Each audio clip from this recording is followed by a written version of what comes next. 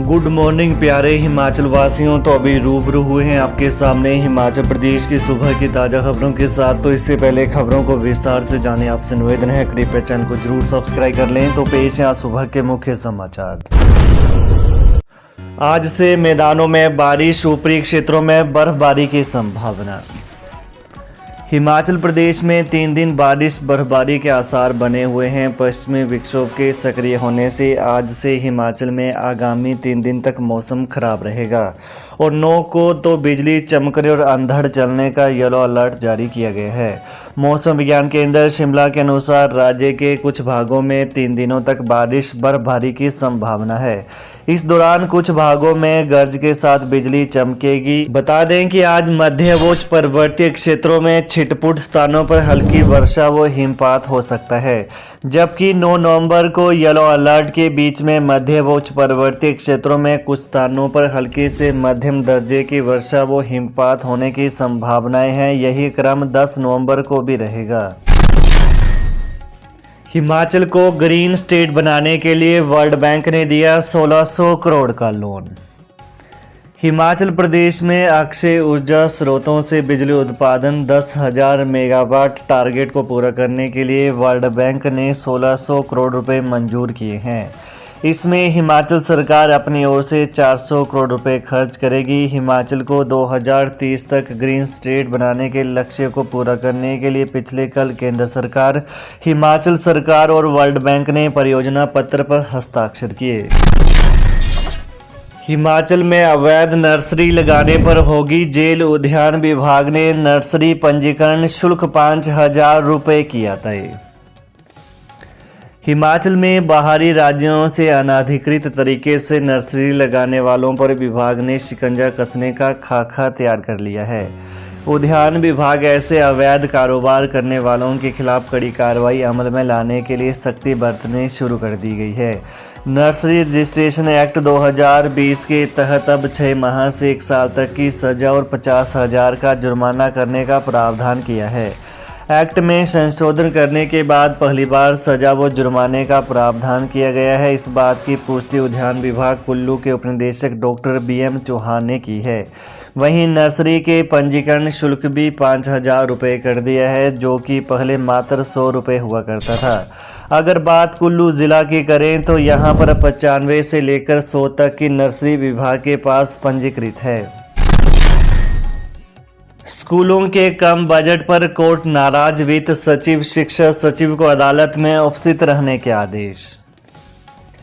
Himachal Pradesh high court ने सरकार द्वारा स्कूलों के रख रखाव के लिए मामूली बजट रखने को गंभीरता से लेते हुए वित्त सचिव और शिक्षा सचिव को व्यक्तिगत तौर पर कोर्ट में उपस्थित रहने के आदेश जारी किए। वहीं मुख्य न्यायाधीश MS रामचंद्र राव और न्यायाधीश ज्योत्सना रिवालदुआ की खंडपीठ ने दोनों सचिवों से इस वित्त वर्ष में स्कूलों की मुरम्मत के लिए मात्र 2.5 करोड़ रुपए के बजट का प्रावधान करने का स्पष्टीकरण मांगा है।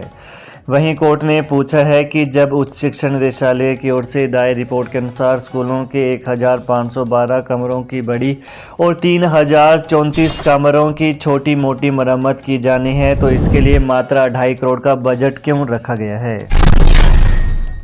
केंद्र ने हिमाचल को जारी किए 200 करोड़, अब बन सकेंगी लंबित सड़कें।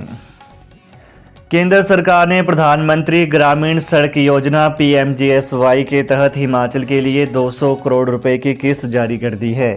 चरण 2 में लंबित सड़कों के निर्माण कार्य में इस राशि को खर्च किया जाना है। वहीं 80% राशि सड़क निर्माण में खर्च होने के बाद केंद्र सरकार की ओर से अगली किस्त जारी की जाएगी। वहीं सड़कों के निर्माण के लिए लोक निर्माण विभाग ने टेंडर आमंत्रित कर दिए हैं।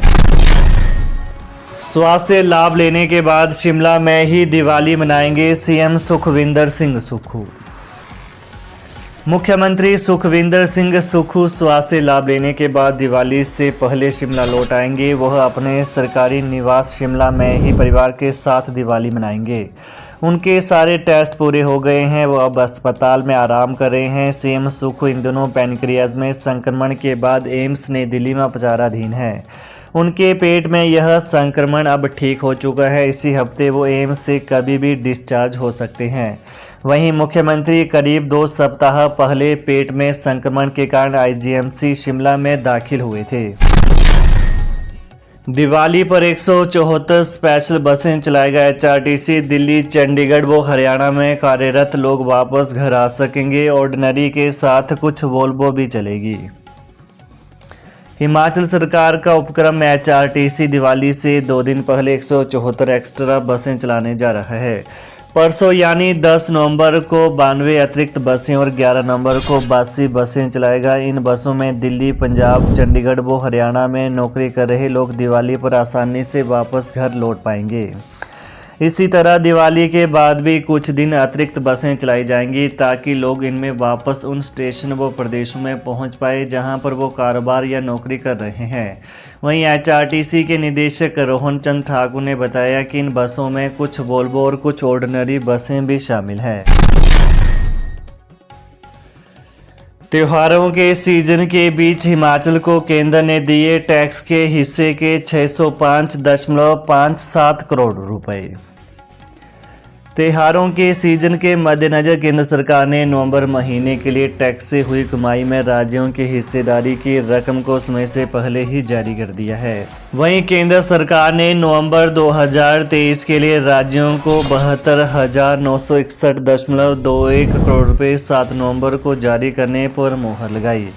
वैसे 10 नवंबर तक यह रकम जारी की जानी थी। केंद्र के इस फैसले के चलते राज्य सरकारें त्योहारों को देखते हुए समय पर लाभार्थियों और कर्मचारियों को भुगतान कर सकेंगी। वहीं हिमाचल प्रदेश को 605.57 करोड़ रुपए जारी किए गए हैं, जबकि उत्तर प्रदेश को सबसे ज़्यादा 13,088.51 करोड़ रुपए जारी किए गए हैं। प्रदेश के राशन डिपों में इस महीने मिलेगी 2 किलो चना दाल। दालों की नई रेट लिस्ट जारी। प्रदेश के राशन डिपों में इस माह 2 किलो चना दाल मिलेगी। इस माह 1 किलो अधिक चना दाल उपभोक्ताओं को दी जाएगी।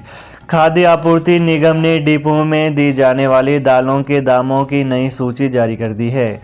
प्रदेश के राशन डिपो में दाल चना बीपीएल परिवारों को 38 रुपये किलो और एपीएल परिवारों को 48 रुपये किलो के हिसाब से मिलेगी, जबकि बाजार में 90 रुपये प्रति किलो तक दाल चना के दाम हैं। प्रदेश सरकार सस्ते दामों पर लोगों को राशन उपलब्ध करवा रही है।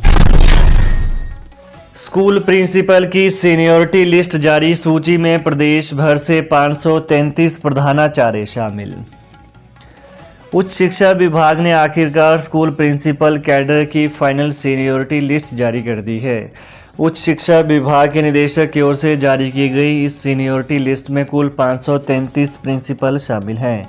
इनमें से लेक्चरर कैडर से 305 और हेडमास्टर कैडर से 228 प्रिंसिपल लिए गए हैं। यह लिस्ट 31 दिसंबर 2016 की पोजीशन के आधार पर बनाई गई है। हालांकि यह हाई कोर्ट में चल रहे केस अश्विनी कुमार बनाम स्टेट ऑफ हिमाचल से प्रभावित रहेगी।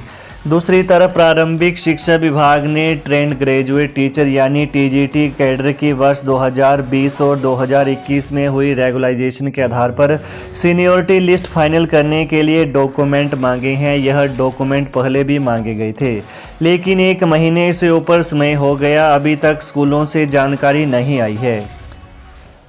तो ये हैं प्रातः के मुख्य समाचार। तो प्रदेश की ताज़ा खबरों को जानने के लिए कृपया चैनल को जरूर सब्सक्राइब कर लें। धन्यवाद। जय हिंद, जय हिमाचल।